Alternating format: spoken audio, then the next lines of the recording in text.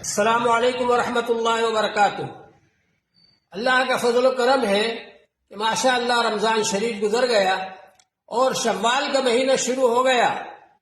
اب انشاءاللہ تعالی دارالعلوم جامعہ محمودیہ خیر العلوم احسان نگر کرود بھوپال میں داخلے شروع ہو رہے ہیں۔ اس موقع پر ہم لوگوں کو یہ بات دھیان میں رکھنا چاہیے کہ ہم اپنے بچوں کو دینی مدارس میں داخل کریں تاکہ وہ بچے حافظ بنے، عالم بنے، قاری بنے، دین کے خدمت گزار بنے، دین کی خدمت کرنے والے بنے، دین کی حفاظت کرنے والے بنے۔ موجودہ دور کے اندر دین کو مٹانے کی کوشش کی جا رہی ہے اور ہمارا فرض ہے کہ ہم دین کی حفاظت کریں۔ جو بچے حافظ بن جائیں گے، عالم بن جائیں گے، قاری بن جائیں گے، یہ دین کی حفاظت کریں گے، دین کے ترجمان بنیں گے اور دین کی تعلیم دیں گے اور دین کی تبلیغ کریں گے۔ ان بچوں کو تیار کرنے کے لیے دینی مدارس جو کوشش کر رہے ہیں، ہمیں ان کا تعاون کرنا چاہیے۔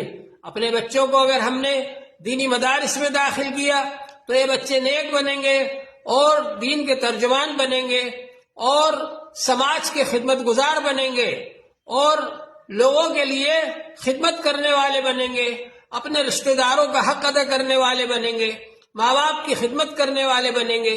اس لیے